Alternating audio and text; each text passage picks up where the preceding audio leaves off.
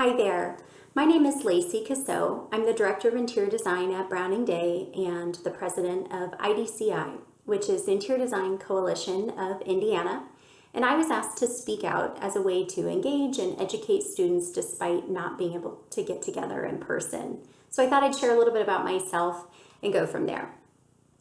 So I'm actually from Bloomington, Indiana. I went to school at IU and then moved out to Los Angeles where I started my career. I worked there for about 10 years before relocating back with my family to Bloomington about 8 years ago. So I live in Bloomington now. Many of you I've seen before. And the company that I work for, Browning Day, is in Indianapolis. We're an architecture, interior design, and landscape architecture firm, just over 50 people, and we've been in business for just over 50 years. One of the questions that I get asked often is differences or pros and cons between working for large architecture firms versus small or medium-sized firms.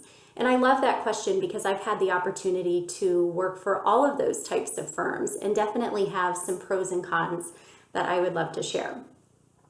So as I mentioned, I started my career in Los Angeles and really started working for a very small firm. It was a husband and wife duo in a very small group of just about 5 of us. And I absolutely loved the experience. First of all, the owner was an artist in every sense of the word. His designs were creative, they were inspired, they were thought-provoking, and I didn't realize it at the time, but now having the perspective to be the right-hand woman of someone with that insight and that passion and curiosity was a real gift and laid a great foundation for my career that I'm really grateful for. One of the benefits of working for a small company was that sometimes you're the one picking up ink for the printer, sometimes you're the one answering the phone. But oftentimes you're the one who's picking out the finishes, you're the one in the field answering questions, making design decisions, and getting things built. Those were some of my favorite things about working for a small firm, was the ability to be the decision maker really early in my career. The second half of my time out in Los Angeles, I was working for a large firm where it was a global design firm. Our office had 135 people in it, and 35 of those were in the interiors department alone. So some of the things that I loved working there were the variety of projects that we got to be a part of, and then the complex project teams that were engaged for each project that I was a part of. So oftentimes, our internal team would consist of a senior designer, a junior designer, a project manager, a job captain, and a principal in charge. And that team would serve projects large or small.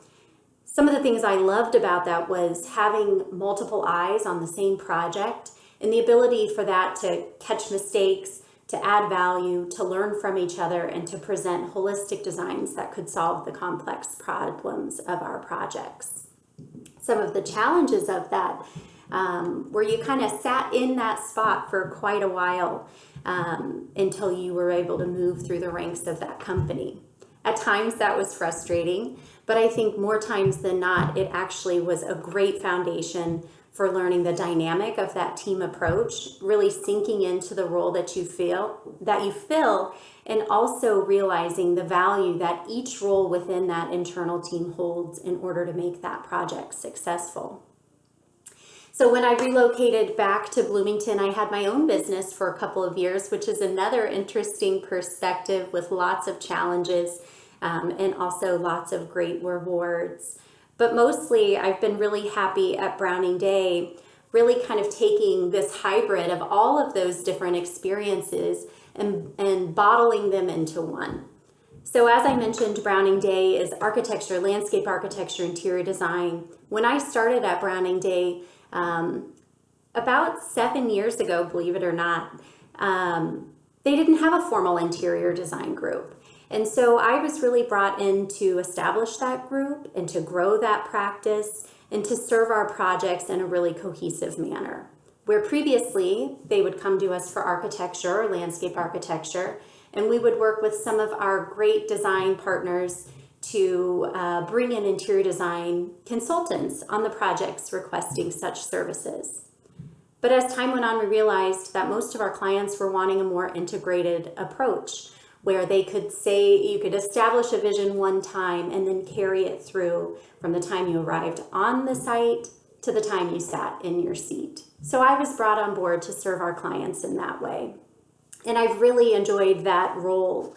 I think one thing that I would challenge you to think about as you're determining what type of firm you might want to start your career at is obviously focus on the types of projects the firms do, the size of the project, the complexity of those projects, but also one big differentiator between whether a firm is architecture and interior design or just an interior design firm, whether they serve one project type or multiple project types, would be the types of teams that you're part of.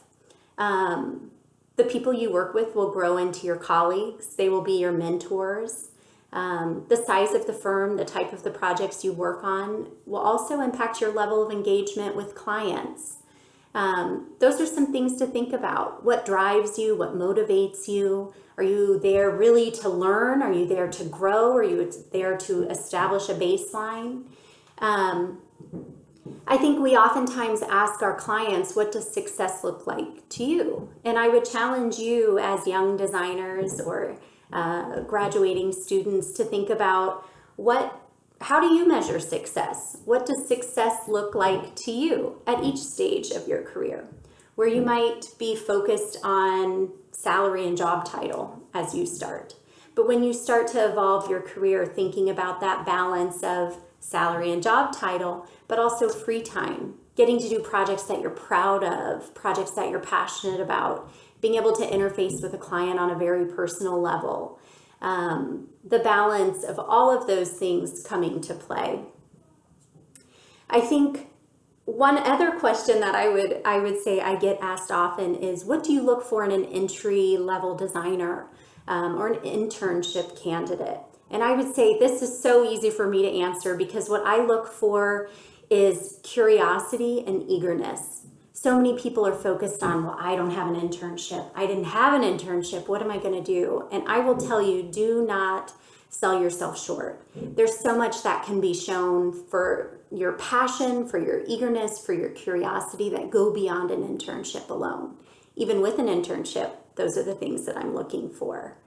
So don't sell yourself short. And also don't take it personally. There are times when we're hiring and there are times when we aren't. There are times when we're looking for interns and times when we simply don't have that need. And it's not personal. So I would also say don't give up.